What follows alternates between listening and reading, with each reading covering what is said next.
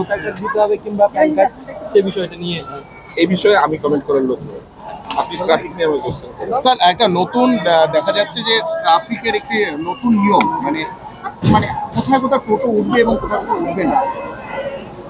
আমাদের কিছুদিন আগে অনারেবল মিনিস্টার শ্রী শঙ্কর ঘোষ স্যারের সঙ্গে এবং তার আগে অনারেবল এমপি দার্জিলিং এর সাথে মিটিং হয়েছিল এবং অনারেবল এমপি মাটিগারের সঙ্গে এমএলএ মাটিগারের সঙ্গে আমাদের কথা হয়েছিল। তো আমরা শিলিগুড়ি ট্রাফিক নিয়ে কনসার্ন ছিলাম এবং অনারেবল মিনিস্টার স্যার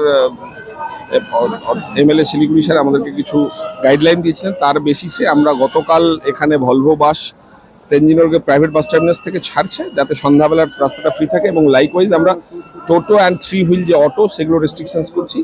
আমাদের যে এয়ারভিউ মোড় থেকে দার্জিলিং মোড় পর্যন্ত যে ইয়েটা আছে স্ট্রেচটা আছে, এই স্ট্রেচে দুদিকেই সার্ভিস রোড আছে। আমরা কারো মুভমেন্ট হ্যাম্পার না করে সার্ভিস রোড দিয়ে অটো অ্যান্ড 3 হুইল গাড়িগুলোকে চালাচ্ছি যাতে মেন রোডগুলো ফ্রি থাকে, সেটা আপনারা আজকে নিশ্চয়ই অবজার্ভ করেছেন। সিমিলারলি আমরা ওইদিকে ভেনাস মোড় থেকে ফ্লাইওভারের ওপর দিয়ে টিকিয়াপাড়া সাইড বা স্টেশন সাইডে যে ফ্লাইওভারের দুটো পাড়ে আছে, ফ্লাইওভারের ওপরে কোনো টোটো উঠবে না।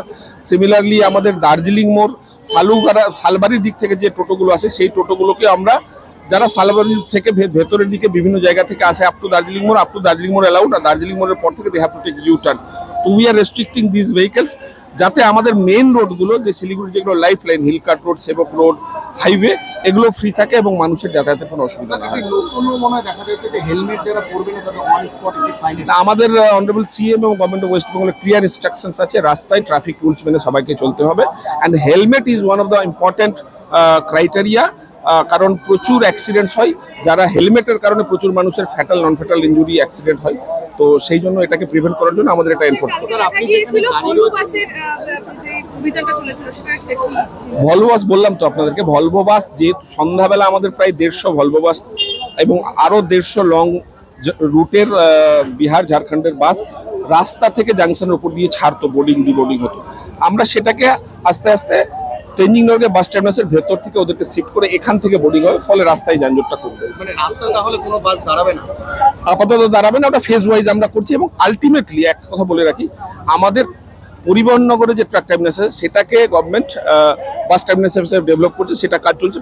আলটিমেটলি ওখানে পার্মানেন্টলি শিফট করে যাবে। স্যার কিছুদিন আগে দেখা গেছে স্কুল বাসগুলোকে চেকিং করা হতো, সেগুলো কি আবার? সেগুলো নিয়ে আমাদের একটা প্ল্যানিং আছে। আমরা উইথ যেভাবে আমাদেরকে মিনিস্টার সাহেব বলেছেন এবং আমাদের সিপি সাহেব বলেছেন সেইভাবে আমরা ফেজ ওয়াইজ কাজগুলো করবো। আপনারা সময়ের সাথে সাথে সব জানতে পারবেন। Thank you.